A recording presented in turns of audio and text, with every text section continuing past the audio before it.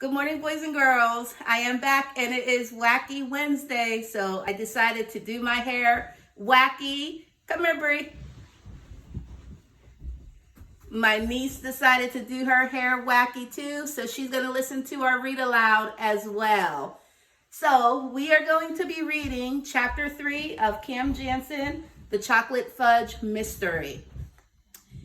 Cam very gently put the lid down.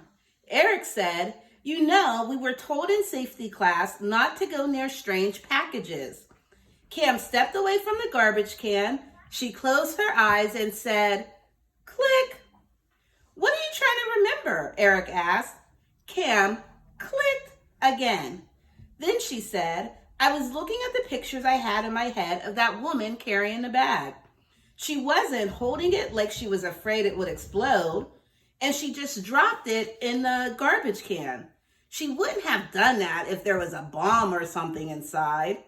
Cam lifted the lid again. She opened the bag and she looked inside. "What do you see?" "What's in there?" Eric asked. "Lots of apple peels." Cam shook the bag. "There's an empty milk carton under the peels and an empty box of cereal," Cam said.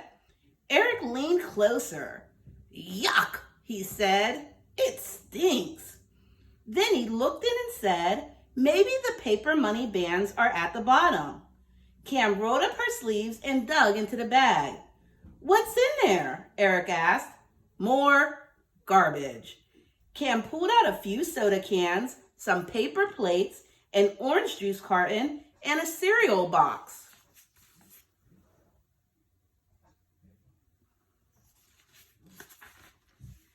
"Super sweet wheats," Eric said, "and the box top is still attached." He tore the top off the cereal box. "I can send this in and get a super sweet watch," he said. He put the box top in his pocket. Cam shook the bag again. She reached in and took out a large envelope. It was empty. "Nothing but garbage," she said. Then she put it all back in the bag. Cam put the lid on the can. She was about to roll down her sleeves when she smelled her hands. "Yuck! Now my hands stink. If I roll down my sleeves, my shirt is going to stink too." Cam stretched her hands out. She told Eric she was keeping her smelly hands away from the rest of her. Then Cam said, "I just don't understand it. That woman looked so guilty and mysterious." "Oh, everything is a mystery to you," Eric said as they walked past the Miller's house. Eric kicked 2 rolled up newspapers out of the way as he and Cam walked up the front path of the yellow house next door. Eric rang the front doorbell. He waited. Then he rang it again. He knocked on the door, but there was no answer. "There's probably no one at home," he said. Cam nodded. "Look at these newspapers. It looks like no one has been here for a while."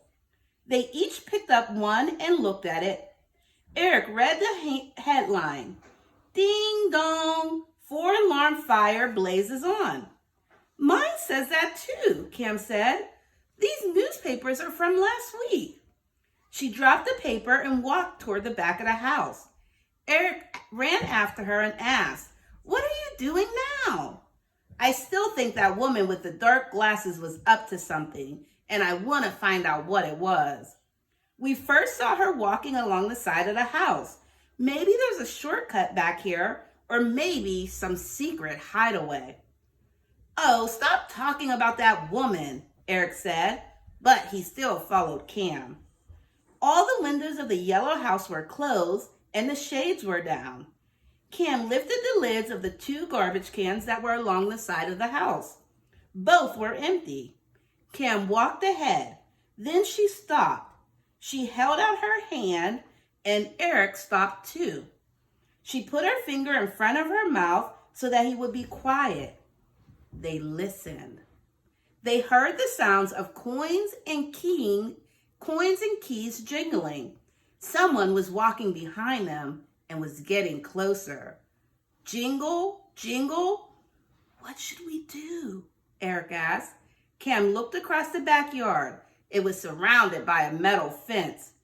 "Jingle, Cam whispered, "Let's run around the back of the house to the other side and then out." Jingle, Cam and Eric started to run. Whoever was following them started to run too. "Stop! Stop running right now!" someone called out.